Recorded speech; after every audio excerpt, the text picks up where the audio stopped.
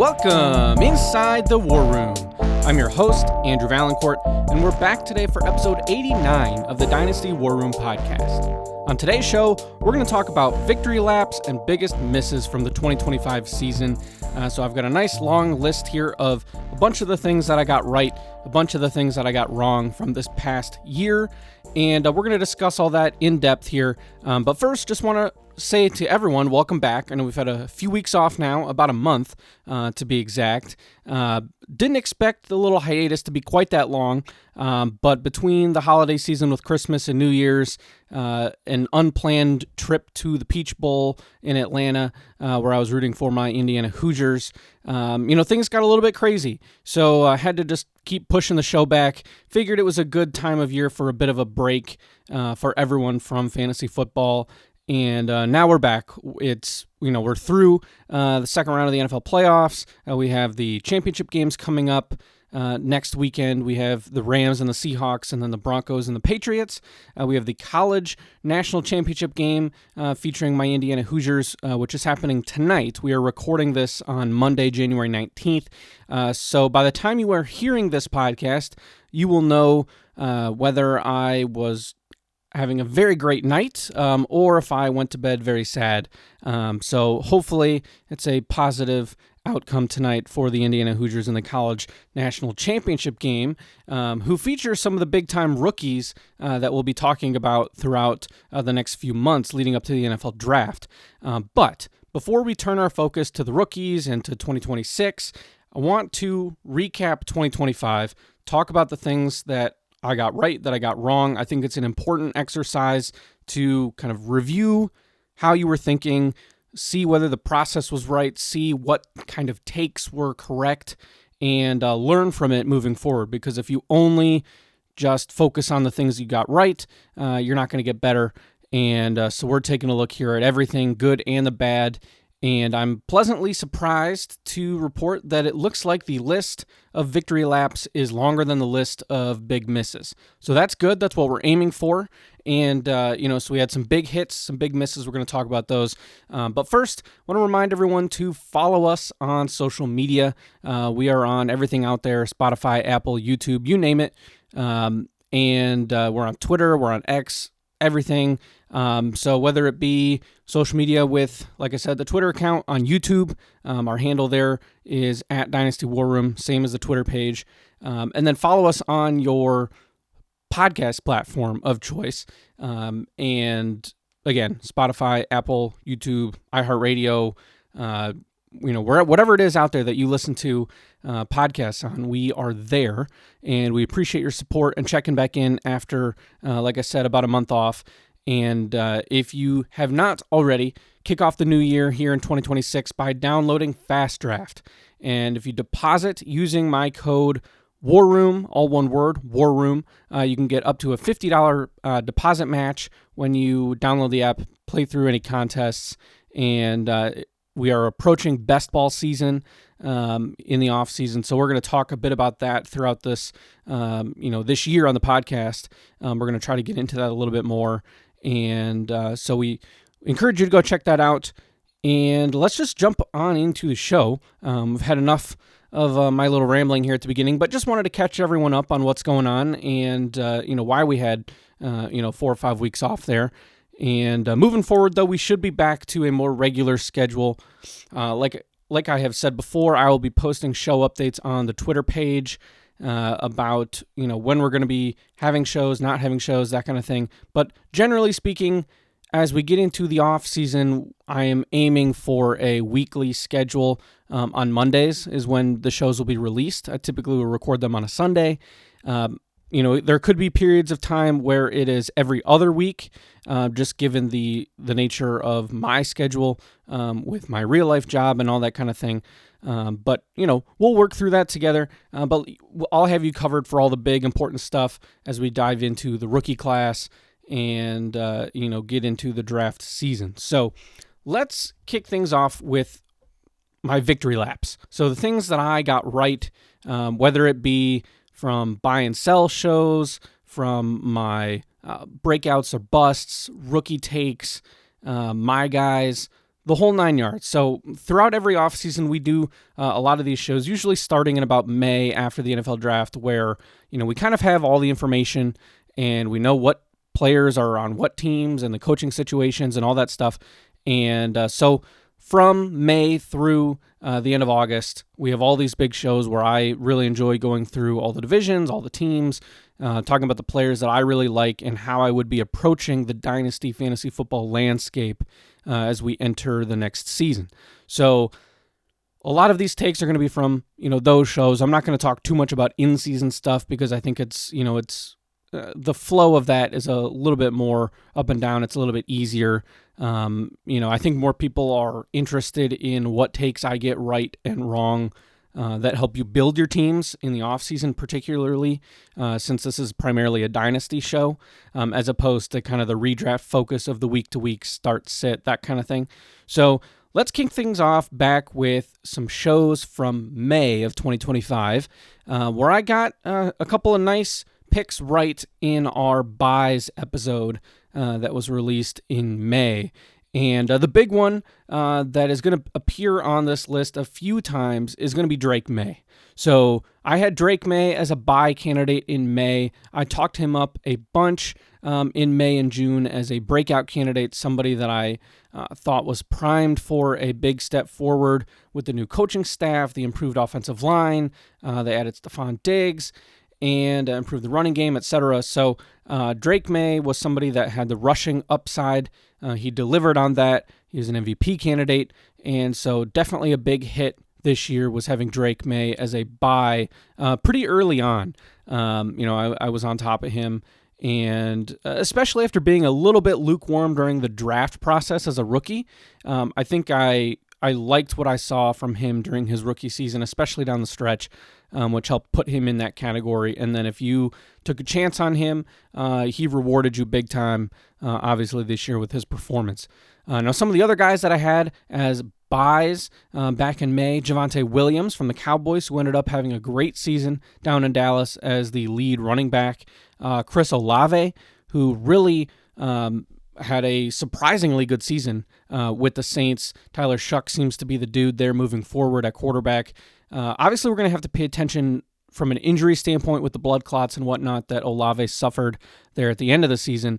But he had a nice bounce back year, really improved on his long-term value, and I think reminded us that he is a first-round wide receiver and has that type of talent. So Chris Olave made that list. And then Brenton Strange from the Jacksonville Jaguars was a buy candidate. He also was a my guy. I don't know if he was quite good enough to qualify as a big victory lap for my guys, but I do think he absolutely was a good player to buy. He showed a lot down the stretch. He's going to be the dude again moving forward next year, and he had a nice little season there in Jacksonville. Really, that whole offense did down the stretch. So some nice hits there from our buy episode in May. Now, the following week in May, we also had our sells episode, and this is where I really think I did well for you guys throughout this past year, was hitting on players to trade away, and both in my sell show in May and the divisional previews, where each week I had a buy, a sell, a breakout, a bust for each division, I did do very well with the sell candidates and the busts. And so, the buying, it's a little bit tougher. I don't think I did atrocious on many of the buy picks, although there's a couple here and there that we're going to talk about later in the show. But these were some of the big names from the sell show in May. We had Patrick Mahomes, Isaiah Pacheco, DK Metcalf, AJ Brown, Rome Odunze, Jaden Reed, and Isaiah Likely were all names that I think if you sold them at that point and got whatever their equivalent value was at the time, I think you're probably pretty pleased right now. I think Rome Odunze, AJ Brown, DK Metcalf are the three that at least were solid. And of course, Mahomes had plenty of usable weeks, but still wasn't that great. And obviously got injured, and that's going to bleed into next year and whatnot with his long-term value as he gets up there in age and the offense changes and whatnot. So, but Isaiah Pacheco, completely useless. Jaden Reed, useless. Isaiah Likely was a huge bust this year. Didn't really do much of anything. Rome Odunze had a really hot start to the year before completely falling off, getting injured. Dropped a few passes in the divisional game yesterday against the Rams. So, things are looking a little bit shaky for Rome Odunze. And then DK Metcalf, again, missed a couple games due to a suspension at the end of the year, but was largely unreliable throughout the season. Certainly had some good games, but, just you weren't quite happy if you had him on your team. And same with A.J. Brown. A.J. Brown had a couple really nice weeks, especially leading into and early on of the fantasy playoffs. So while he was not useless or, a colossal bust, his value has certainly dropped a bit. He's another year older. The situation is, in a tough spot with his relationship with the team. And I think if you sold him off for, a first-round pick and a young player or some collection of picks, etc., you're probably feeling okay about that decision at this point, and you're not going to be able to get quite the same type of value now in a trade. And so I think that A.J. Brown was somebody that you were probably pretty happy with moving on from if you made that trade back in the spring. Now, I mentioned the sell candidates were an area that I think I did very well, and let's talk about my 8 divisional sell candidates, because I actually think I hit on every single one, which, can't complain about that at all. And that list included Bucky Irving, who missed a bunch of time this year due to injury, was not really a huge difference maker when he did play, as Tampa really struggled, especially in the second half of the season. Cedric Tillman for the Browns didn't help you at all in fantasy. Trey Benson had a couple weeks there where he had some value, and then he got hurt and missed the entire season for the most part. Tyreek Hill, same deal, missed essentially the entire season. And then Brian Thomas Jr. was kind of one of my more controversial picks as a guy that you should sell. And wow, I hope you did, because Brian Thomas Jr.'s value has taken a massive, massive hit. I don't even know that you can get a first round. I mean, maybe in this draft class you can get a first round pick for Brian Thomas Jr., but the fact that we're even questioning whether he's worth a first round pick, I think says a lot about what happened this year to him. I don't think it's certain at all that he is a number 1 target on that team, or even number 2. Let alone number 3. I mean, Travis Hunter is going to be back next year. Remains to be seen exactly the splits between offense and defense, but he played a ton of offense this year when he was healthy before he got hurt as a rookie, and you could argue he was more useful. Parker Washington was better. They made the trade, and acquired additional depth at receiver, and Brian Thomas Jr. Jacoby Myers, that's the name. Sorry, the name slipped away there. But Jacoby Myers added to the roster and signed to an extension. So Brian Thomas Jr. struggled. I don't know if there was an injury situation or what, but he was not Trevor Lawrence's favorite target by any means. Struggled in what was a very good offense. So it wouldn't even shock me if he were traded at some point.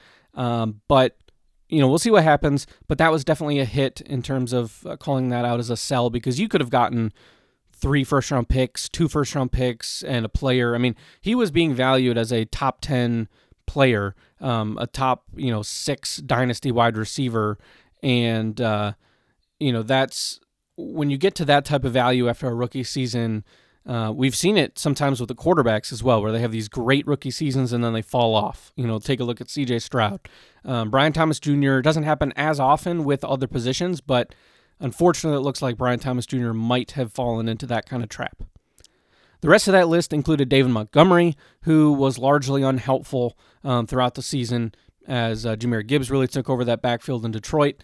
And Isaiah Pacheco, who we mentioned, didn't do anything for fantasy. And then Deebo Samuel was my pick for the Commanders and out of that division.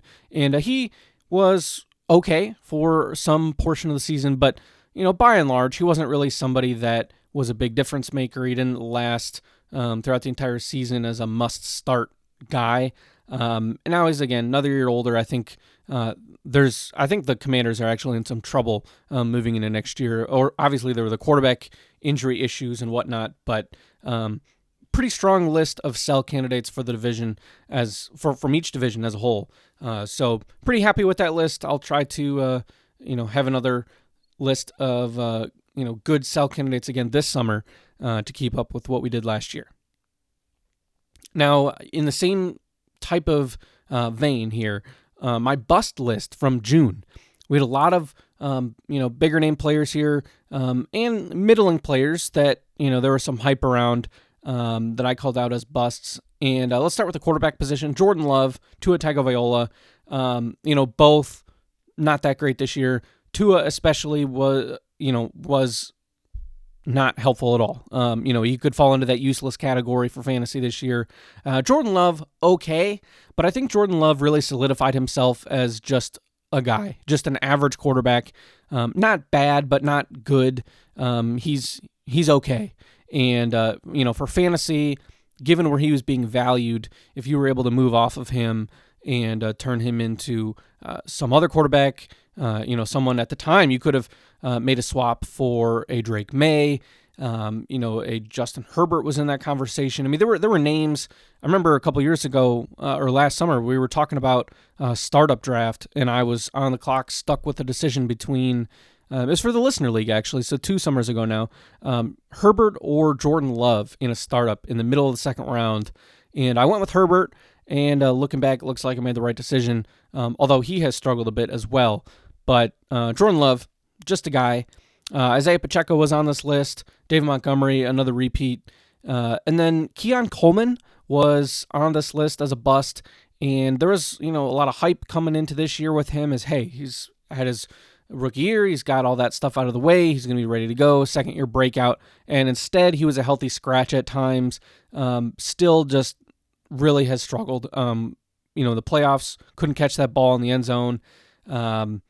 He's been a disappointment, to say the least. And now the Bills are going to be entering a whole new situation with a new coach and all that next year. So they might be in some trouble. Cooper Kupp, not a huge surprise that he was a bust, but going to a new team at his age, things did not work out. He was clearly second, third on the list at the receiver position, and JSN really commanded all the targets there. So, Cooper Kupp was on the bust list. Jordan Addison was okay, but again, didn't break out, wasn't all that helpful. You couldn't reliably start him every single week. Now he's in legal trouble again.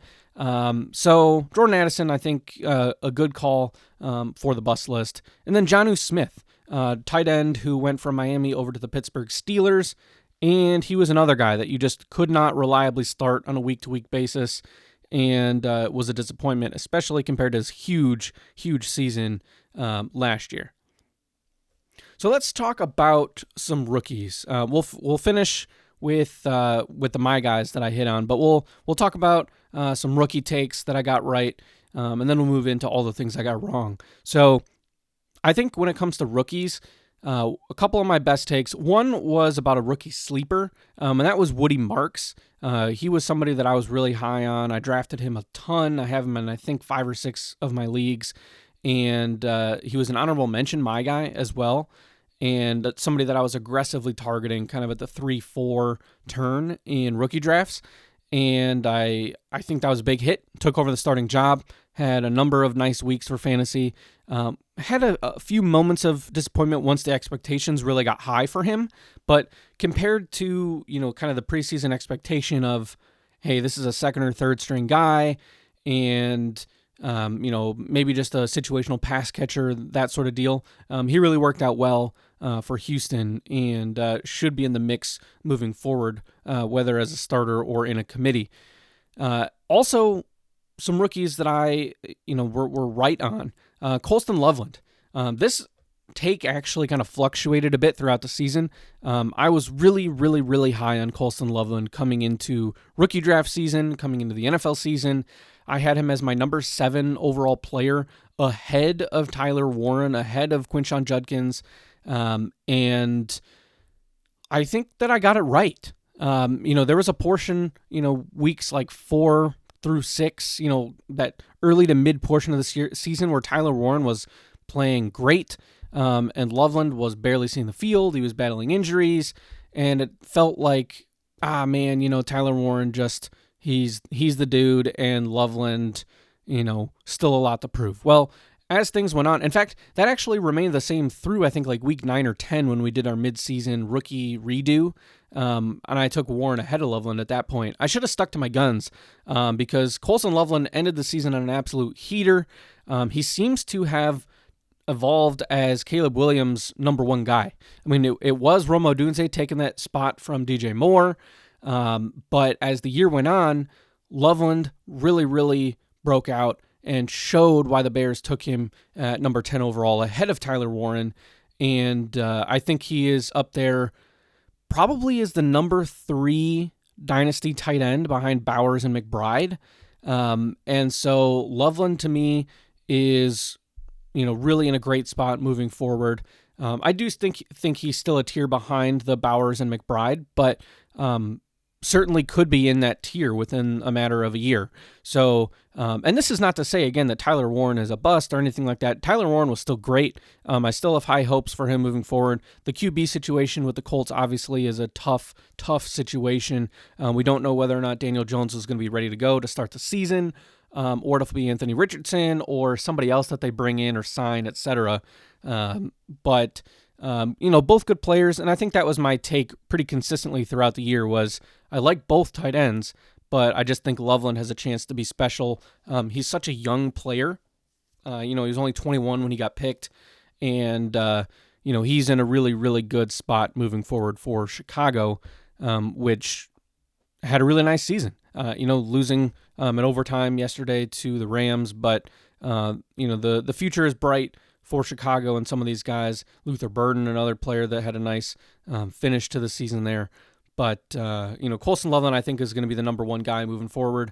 And there's a lot to sort out between the receivers in Chicago. I think somebody probably has to get traded. I think it's probably DJ Moore that has to get moved. And then you roll with Burden and Odunze as your 2 young receivers. But a lot to like about the Chicago offense headed into 26. All right, now another couple of rookie decisions that I made. I was much lower than consensus on Matthew Golden.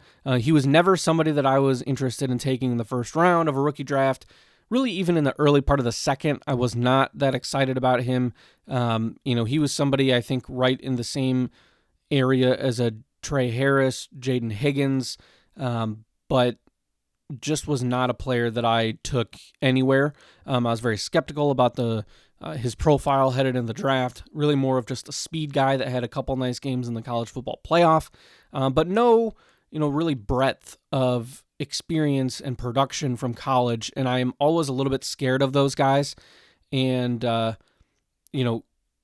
McConkey was a player kind of similar in the lacking production in college that I was really not about as a rookie. And then he totally changed my mind, and it completely, bit me in the butt this year. He's going to be a guy that we talk about on the misses section of this show. And I think I just got to stick a little bit more to, my guns and my takes, and that I really do value guys that have high levels of college production and are not simply combine guys or speed guys. You got to have that college production. You got to have, something more than just a fast 40 time for me to really be taking you seriously as a prospect. So Matthew Golden, I was lower than consensus on him. He was a huge disappointment this year, which did not come as a big surprise, to me at least, and so I did get that one right. And the last rookie take that I kind of want to talk about, it's half of a rookie take and more about a player that I just really liked from the year before, and that's that I had A.J. Barner over Elijah Arroyo for the Seattle Seahawks, the tight end position there. And I really liked A.J. Barner. He played both at Indiana and at Michigan, so I watched a lot of him. And he is the true number one option at the position in Seattle. They're looking like, absolutely a team that could win the Super Bowl. And he's the number 2 target in the offense behind JSN. So A.J. Barner had a really nice year, had a bunch of productive fantasy weeks for you, and you could have acquired him for, a 3rd-round pick at the beginning of the season. So definitely returned value on that. I still prefer Barner over Arroyo long-term, and, that I think counts as a hit and something that we can victory lap here on the show. And last but not least, let's talk about my guys. So I had some my guy picks that were great, and I had some my guy picks that were not good. So, let's talk about the quarterback position first. And Drake May was on that list. And, we talked about him at the top of the show as somebody that really broke out, had an awesome fantasy year. So don't want to rehash that one too much, but Drake May, definitely a great pick. Pleased with that. I did pretty well at the running back and tight end positions. Chase Brown, I think definitely was a big hit. It was a little bit slow to start the year, but just was an absolute monster to finish the season. Probably won you a championship if you had him on your roster.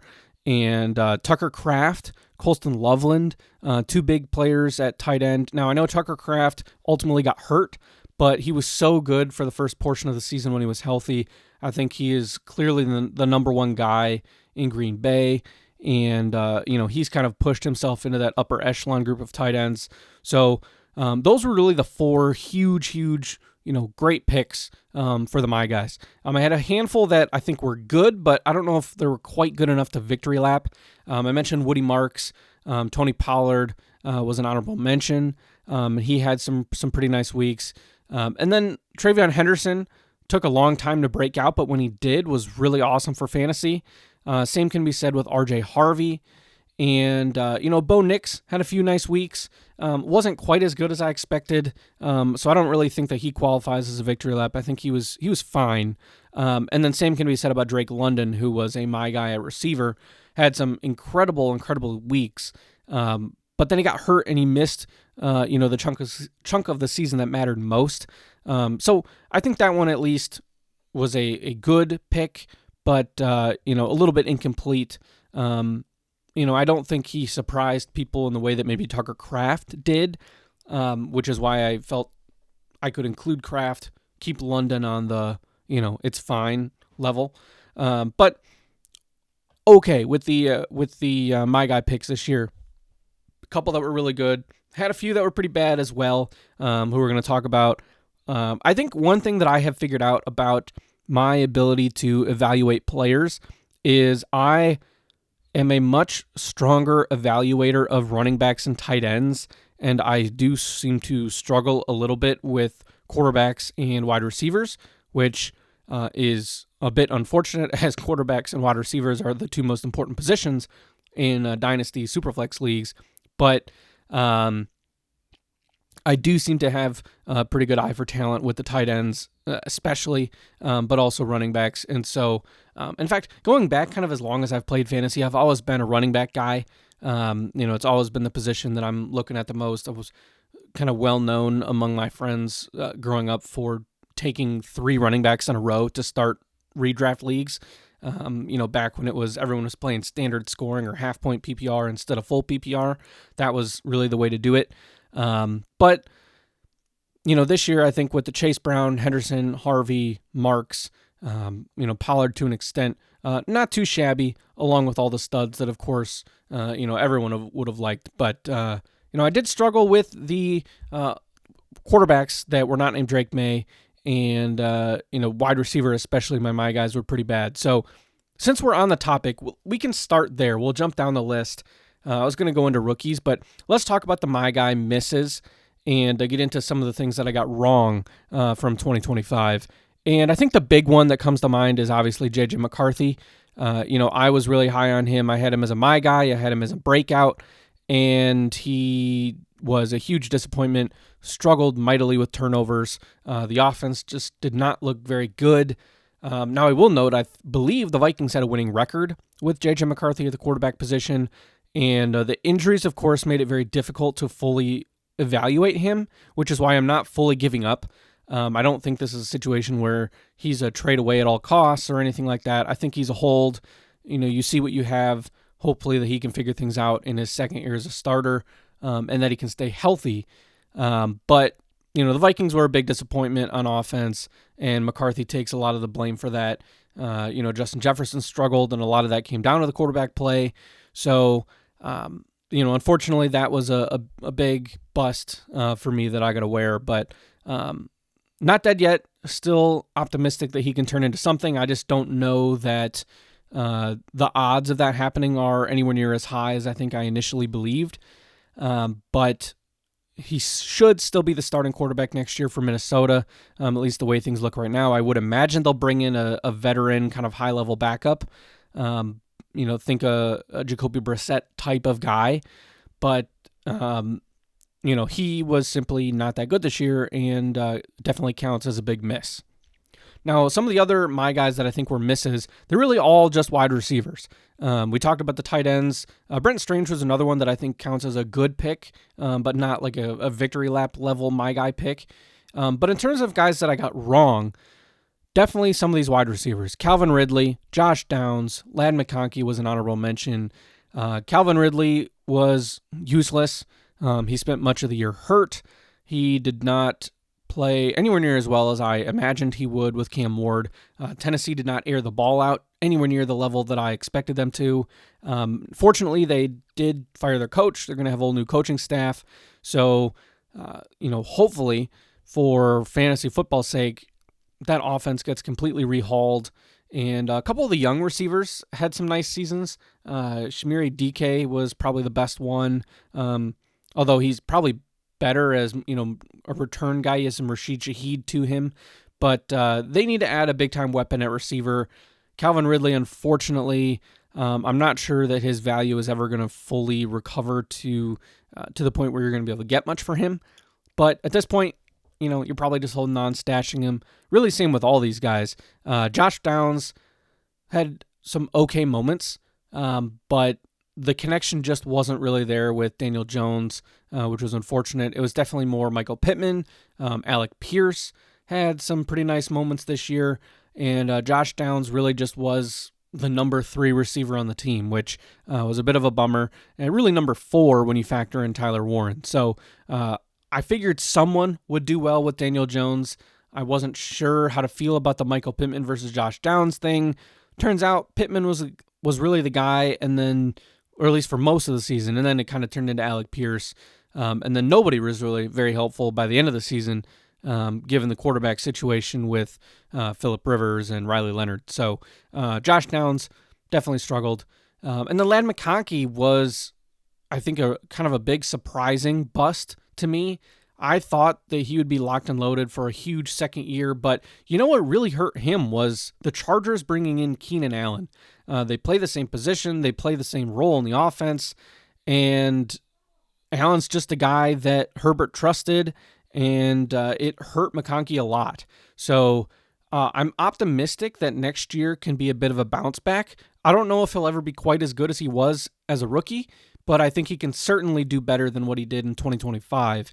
So he could be somebody that could be a bounce back candidate for next year, but certainly did not play to the level that I expected or that I promoted on this show. So that goes down as a big miss for me. Now, before we talk about some rookies, let's talk about a couple breakout and bust picks that I was, put down on the show and did not come to fruition in terms of the breakout. So we talked about J.J. McCarthy. He did not break out. And then Roschon Johnson from the Chicago Bears was a player that I had as a possible, big breakout this year. And while the player was entirely wrong, I do want to note that I think the process was correct. We all saw what Kyle Monangai did for the Bears. He's positioned to be a really important piece of that offense moving forward. So I got the point right that there was going to be a power back that took over a role in that offense behind DeAndre Swift, but I got the player wrong. So if you guessed on the rookie instead of the veteran, good for you. You made the right pick. Kyle Monangai was a big boost to your teams throughout the season, especially later on. And Roschon Johnson just kind of withered away and did absolutely nothing this year. So, wrong player, right idea. And I think it's probably a lesson moving forward that if you're in that position, probably better to take the guess on the rookie, just because you never know what the ceiling's going to look like.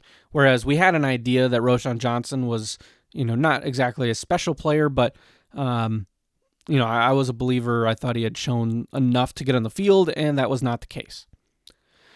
And then two players that I listed as busts back in June that absolutely were not, Sam Darnold and James Cook. So, James Cook was somebody, I never thought James Cook was going to be bad per se. It was that I don't know if he was going to be quite as good as he was last year. And, I don't know if he had quite the same impact, but he was still very, very good. I don't think he was regressed enough to count as a bust or a miss or anything like that. So that goes in the big miss column for me, thinking that James Cook was going to take a massive step back. He was really the focal point of the offense for, Josh Allen and whatnot, given the struggles of the receivers. And so he's fine. I definitely got that one wrong. And then Sam Darnold. I feel like I owe an apology to Sam Darnold because I've been really tough on him on this show. The only other guy that I've probably been tougher on at the quarterback position is Bryce Young, who made the playoffs. But Sam Darnold played very well. He has shown that he is a great game manager. He can win games. He can make the throws when needed. I still think that he is not the best quarterback when it comes to those high-pressure situations, but we're going to learn a lot over the next couple weeks here with Sam Darnold in the NFC Championship game against the Rams, potentially a Super Bowl. And obviously, if he gets the Super Bowl or particularly if he wins the Super Bowl, I think I pretty much have to stop dogging Sam Darnold because, he'll have shown that he can hang around. He's done it now with two teams. So the skepticism that I had, while I think warranted, he has also done a great job of proving me and all the other doubters wrong that just think he couldn't get it done. So will he ever be like a top 5 fantasy quarterback or anything like that? No. But I think he's a very solid, high-end QB2, just steady guy to have that in Dynasty is a great guy to just plug in as your second quarterback. I think that's a good spot to be. And even that's an improvement over what I thought he would be. I thought he was going to be a colossal bust. I just wasn't buying it at all, and definitely got it wrong. All right, so let's talk about some rookies before signing off for today's show. And a few different rookie takes that I definitely did not get right. We talked about some of the things I did get right with Loveland and being out on guys like Matthew Golden and whatnot. Liking Woody Marks, but in terms of the misses, another rookie sleeper that I really liked was Jarquez Hunter, who went to the Rams, and he did absolutely nothing this year. In fact, it was Blake Corum that actually ended up taking over the role that I expected Hunter to get, and so while Corum ended up being a solid player to have, Hunter was largely invisible. He was inactive for a number of games, just didn't do anything to get on the field and show that he was worthy of that 4th round pick cost that the Rams spent on him. So that one was unfortunate. I really liked his numbers coming out of college, and he just could not get it done. Another big rookie take that I keep going back to and thinking about because I know that I went back and forth during the pre-draft process and whatnot. And that was the Travis Hunter versus Tetero McMillan debate. And it started out as McMillan over Hunter for me, and then I flipped, especially when I saw the situation of where they were each going in the draft. And so in my final rankings, I had Travis Hunter a spot ahead of Tet McMillan. And I just felt like Hunter had the ability to be a more special player, whereas McMillan, I think, was, had some bust potential going to Carolina, but also just was could be a very good player, but not necessarily elite. Whereas Hunter, while certainly carried the bust risk, had the potential to be a really special elite player. And I think we saw this year that McMillan was probably the guy to have. I think there's a lot more questions about Travis Hunter going into year 2 between the improvements that the Jaguars have made at the wide receiver position. And McMillan, of course, had a really great rookie season. Bryce Young was serviceable, and so McMillan, I think, is the guy that you would rather have. And in fact, Tet McMillan is probably the highest valued rookie from that entire draft class. Looking back, I think there's a bit of a debate.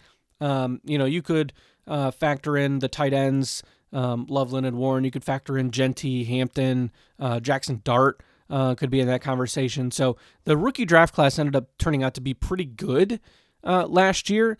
But I do think that Travis Hunter has certainly fallen down the list from where I would have had him last year, where I had him as a top 3 pick. So, because I had Travis Hunter, I think, as my 103, and I think McMillan as my 104, I believe. So I did have him close, obviously.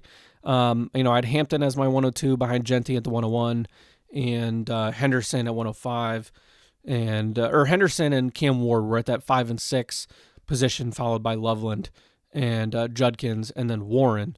So, kind of an interesting mix. A couple guys that I was lower on, I was lower than consensus on Jackson Dart. He was more of a early to mid second round pick for me, and he was a player that I think was mostly going late first, and turns out that was the right spot. Frankly, he could have been going higher even if we had known, of course, that he was going to be this good. I think he's the long-term answer for the Giants. He's in a good situation now with Harbaugh coming over from the Ravens, but I want to see more before I just anoint him as like the dude. But I think there's a lot of potential there. Certainly has the rushing upside, which is great. But, I missed on that. I didn't expect him to turn out to be quite as good. I wasn't sure that he would even start as a rookie.